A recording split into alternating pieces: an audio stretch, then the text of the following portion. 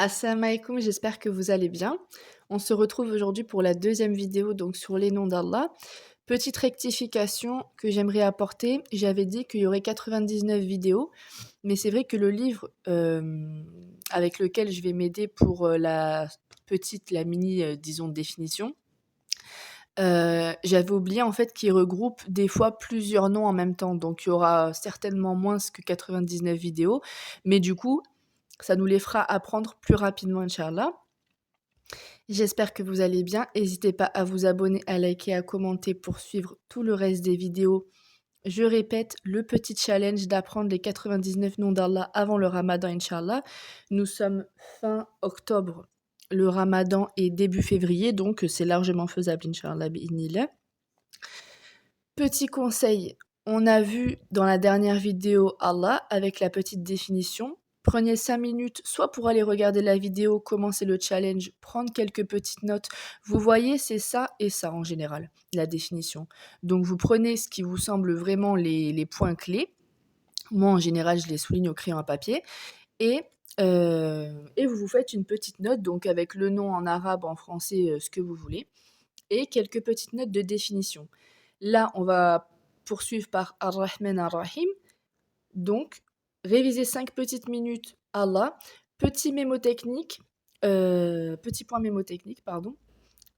Essayez de réviser à voix haute. Moi, c'est un point mémotechnique qui m'a permis d'apprendre bien plus rapidement les noms. Essayez et vous verrez si ça marche sur vous. Donc, on continue avec Ar-Rahman Ar-Rahim. Bismillah. Le tout miséricordieux, le très miséricordieux, Ar-Rahman Ar-Rahim. Ce sont deux nobles noms qui sont souvent mentionnés dans le noble Coran. Allah débuta par eux la mère du Coran, en a fait le signe de ce qu'il a révélé comme guidée et éclaircissement, et les a inclus dans la parole contre laquelle Shaitan ne peut rien. Le prophète d'Allah Sulaiman, alayhi salam, fit débuter par elle sa lettre, et Djibril descendait avec elle au prophète sallallahu alayhi wa sallam pour l'ouverture de chaque sourate du Coran. Chacun de ces deux noms indique l'affirmation de la miséricorde comme attribut d'Allah, exalté soit-il. Le très miséricordieux est celui dont la miséricorde est l'attribut et le tout miséricordieux est celui qui fait miséricorde à ses serviteurs. Ces deux noms prouvent la perfection et la largesse de la miséricorde qui est un attribut d'Allah.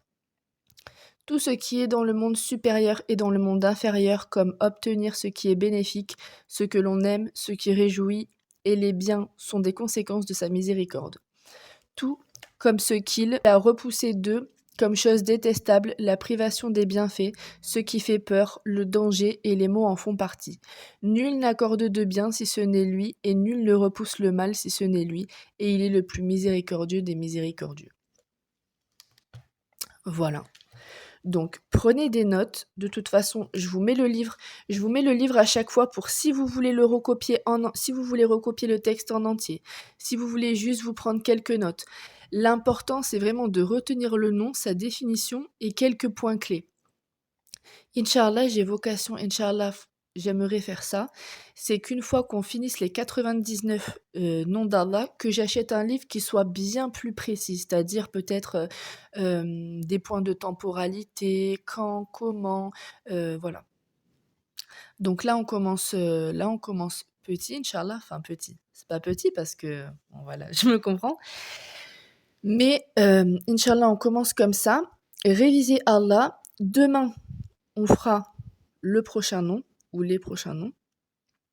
Et du coup, vous réviserez celui-là et petit à petit. Et ce que je vous conseillerais, c'est que tous les 10 jours, donc dès que vous en avez appris 10 ou 10 fois plusieurs noms, suivant les jours où je vous donnerai un nombre de noms définis en fait, tous les 10 jours, vous reprenez tout ce que vous avez appris sur les 10 derniers jours. Ça veut dire que tous les jours, vous révisez le mot de la veille, et au bout de 10 jours, vous révisez les 10.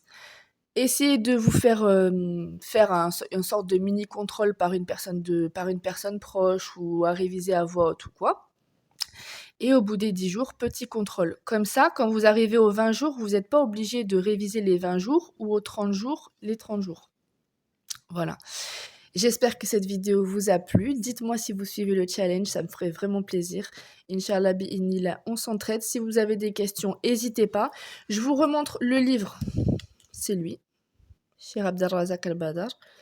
Et Inch'Allah, je me fais un devoir de me procurer un livre qui rentre bien plus dans les détails. Parce que, évidemment, il y a beaucoup plus de choses à dire. Mais on commence comme ça. Voilà, je vous dis assalamu alaikum et à demain pour la prochaine vidéo, Inch'Allah. Assalamu alaikum.